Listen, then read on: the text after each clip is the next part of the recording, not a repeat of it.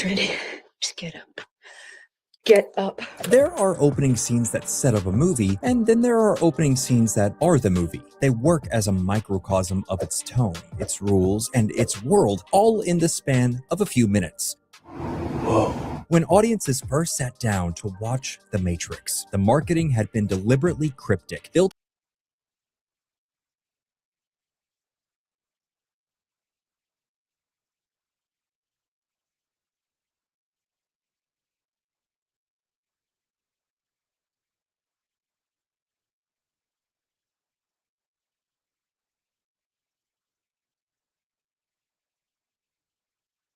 disembodied voices talking through the line's slight distortion. There's flittering green code over a black background and a question, low and simple. Is everything in place?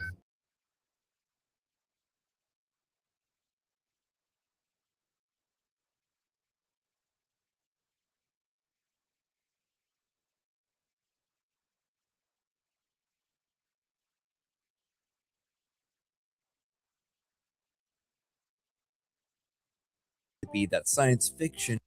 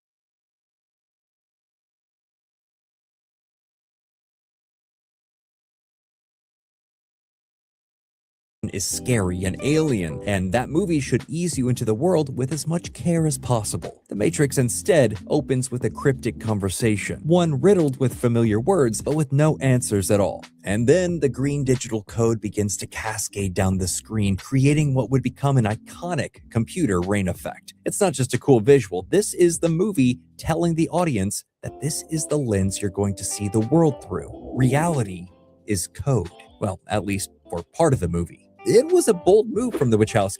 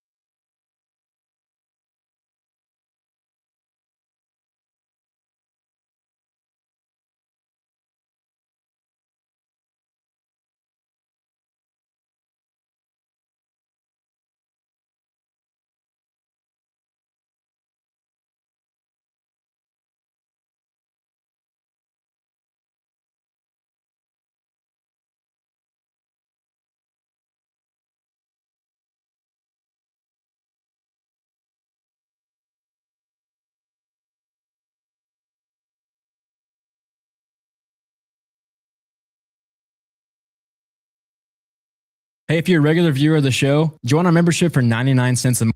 What a time. Truly. It's also a powerful movie because it's basically about belief and having faith and A lot of breaking the mold of what the system's trying to tell you. It's very much centered around belief. I mean, Neo's entire character arc is him having to believe in himself finally.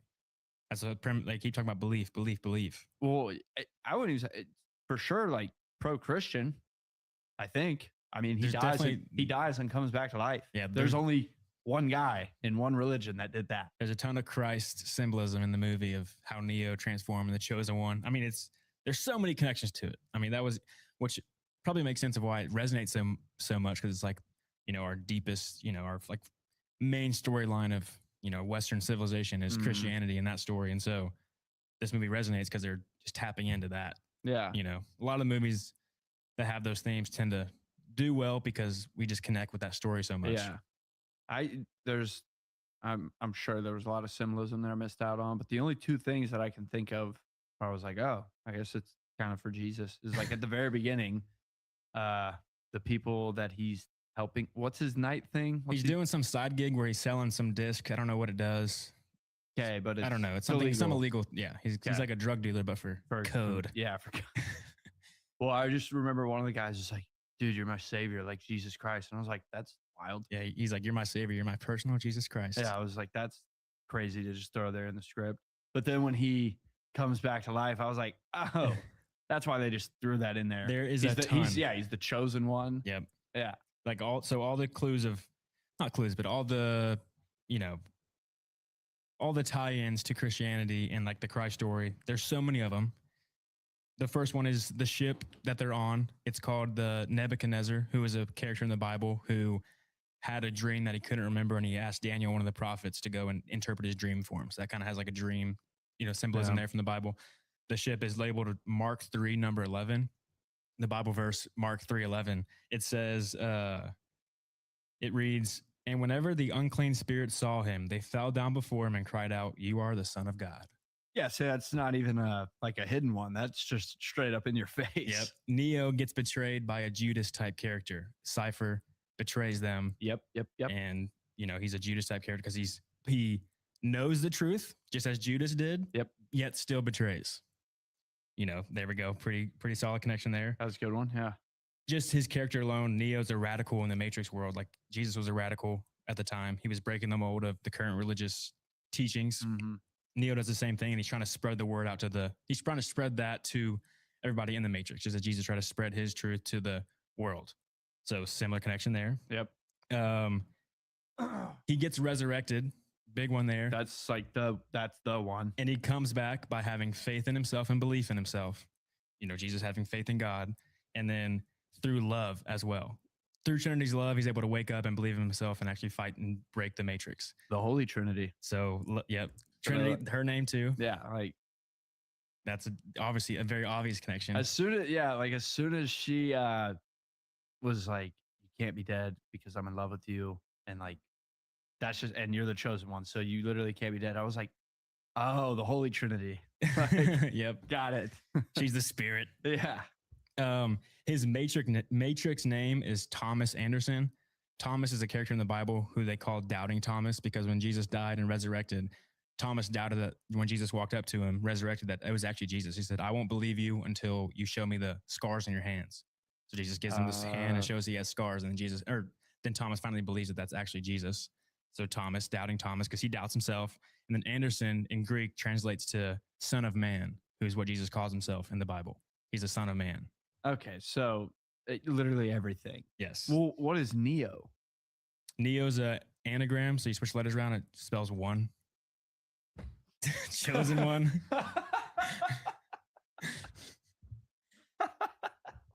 All right, yeah.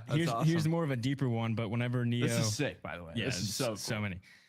This is kind of a deeper one, but when Neo says, "Do you ever get that?" in the beginning of the movie, he says, "Do you ever get that feeling that you're not sure if you're awake or if you're still dreaming?" That's when he's doing his little not drug deal, but drug deal. That comes from a philosopher, Descartes, who had this idea, or like a thought experiment more, where you could live your whole life and it could be a dream. You wouldn't know it, because there are times in a dream where you wake up in a dream. Have you ever had a dream where you like thought you woke up, but you didn't? Yep. So if you have the sense of waking up, how can you trust your senses if in a dream you also wake up and think that you're awake or, but you're still dreaming? So how could you actually tell that you're not dreaming? Because you don't know. And so he also had this theory that maybe if that were true, then it would be an evil like demon that set up this fake world to, deceive us. And it's a big illusion. And so that kind of ties in with Jesus a little bit, trying to, if the Matrix or if the dream world is evil and the Matrix is evil, Jesus is trying to show you that, this is a sinful world, but through me, you can get.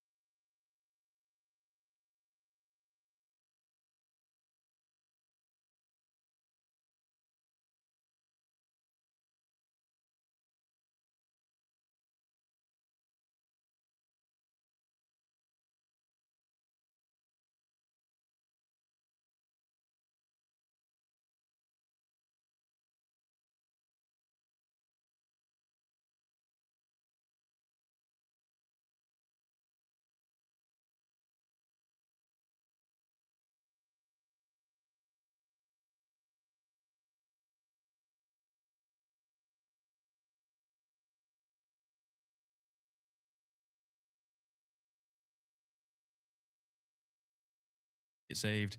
Neo's like, this is a fake world. Through waking up, you'll be in the real world and be saved from the robots trying to steal your energy and can control your mind. So a little kind of tie in there. Very exhausting. I think it's when he first like falls. Yes. It's when he like first wakes up in the Matrix. Yes. He goes through the tube, which is kind of like a tube, like a womb. He's like he's coming out. He looked rough, bro. That was sickly. Yeah, it's crazy. He looked gross. Seeing that for the first time, you're like, whoa! I did not expect the real world to come this soon, and it's like crazy and weird. Yeah, like, that's what I was saying in the movie. I was like, damn, he's giving him the pills already. Yeah, like I just didn't realize they were just. I didn't realize it just jumped right into it, and it quite literally does. Which makes, I was telling you this earlier, but it makes sense that that's the case, because if you have no idea what this movie is about and you watch all these impossible things happen, you're like, this movie is so fake. What kind of dumb martial arts movie is this? This is retarded. Yeah. But they show you that no, it's actually not real. That's the whole point. They're in the Right. Matrix, so you kind of have to show the audience early, or else they're just so confused. That And like, was wait, what? yeah, like whenever like the intro scene, whenever Trinity is running from the agents and they jump over the first roof, and like it's like a somewhat normal jump. I guess it's realistic because the cops do it, which I was like, cops would never do that.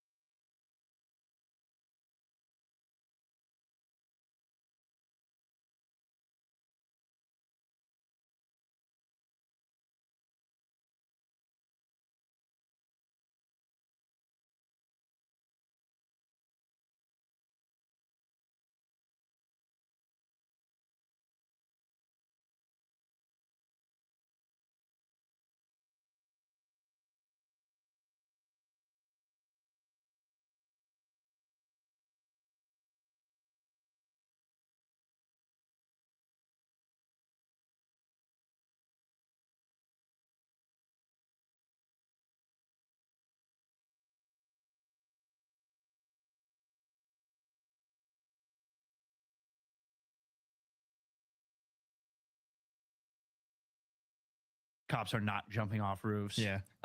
Under any circumstances ever. Only the super cops. Yeah, there's just no. And but then like when she makes the Matrix jump to the other roof, I was like, if these cops make this jump, I don't know why people like will love this movie. Yeah. Like Well, imagine if we just have cops with no explanation like jumping over roofs, but then the cop was like, oh, that's impossible. I was like, yeah, that is impossible. Yeah, you needed that line. Yeah. Imagine if you went through a I whole needed hour and a whole hour of the Right. movie with all this fake stuff before you finally realize that, oh, it's supposed to be fake. Yeah. Is an audience going to sit through an hour of just fakery when it's supposed to be, air quote, the real world? Yeah.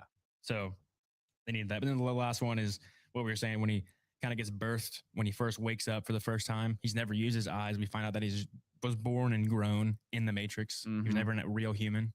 And so when he comes out of the water, his arms are kind of spread out, you know, like in the cross. Yeah. And then He ascends into heaven. it's like holy music as he rises up out. Yeah. And there's also holy He music. literally ascends into the light. Yep. Yeah. And whenever he finally has control over the Matrix, when he just resurrected himself and he stops the bullets, when he jumps inside of Agent Smith, you hear like holy music as he's like breaking the Matrix and destroying The devil. Agent Smith. Yeah. Nice. The demon.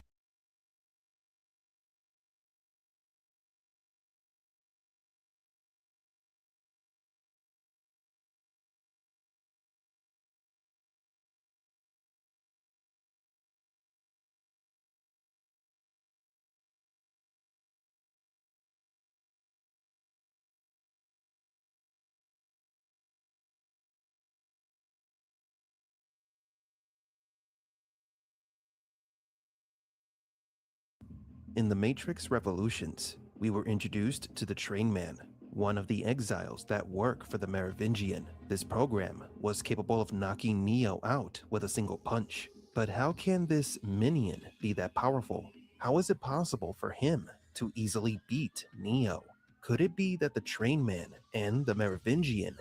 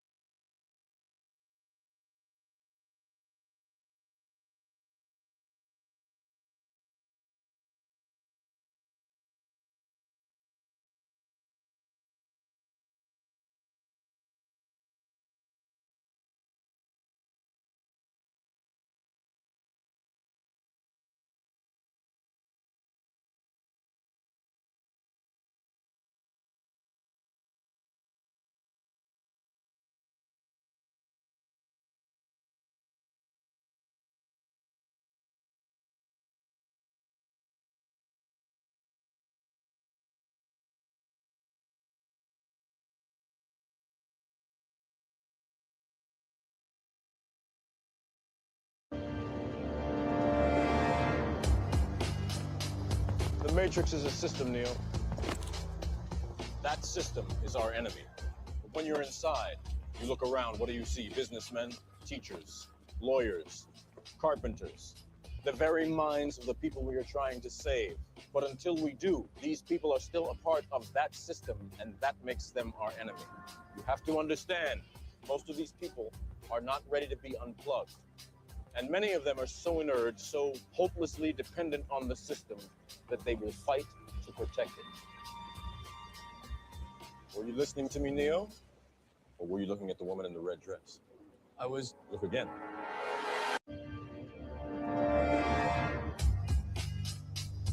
The Matrix is a system, Neo. That system is our enemy. But when you're inside, you look around, what do you see? Businessmen, teachers, lawyers, carpenters, the very minds of the people we are trying to save. But until we do, these people are still a part of that system, and that makes them our enemy. You have to understand, most of these people are not ready to be unplugged. And many of them are so inert, so hopelessly dependent on the system, that they will fight to protect it. Were you listening to me, Neo? Or were you looking at the woman in the red dress? I was. Look again.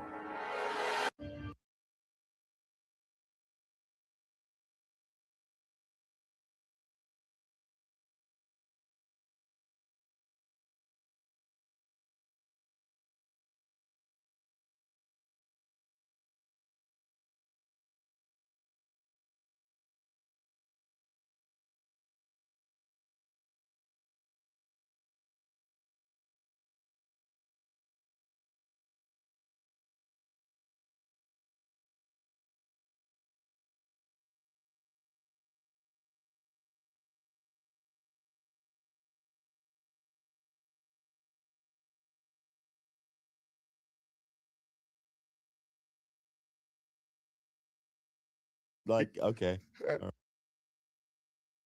Don't try to out deep voice me. Okay.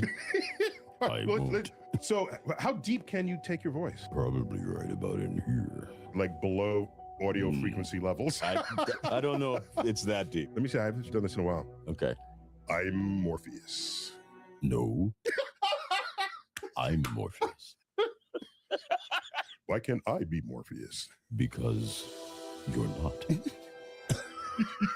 Because I am.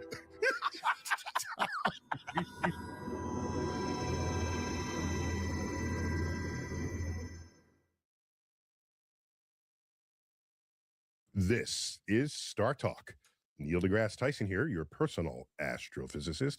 And today, we are joining a one-on-one exclusive conversation with someone whom I'm proud to call my friend, Lawrence Fishburne. Lawrence. Neil. How are you, man? Welcome. Thank you. Star This Talk. is so great. Thank you for having me, man. Oh my God. I'm so excited to be here. This is your first time back at the Hayden Planetarium? I haven't been to the Hayden Planetarium since I was a boy, probably. Oh my God. Walked by many times. But Yeah, because when I was a boy, I came by and it was like, I'm doing this for life. Yes, Yeah, exactly. yeah, I wanted to live here too, but Uh-huh. I wasn't that good in science.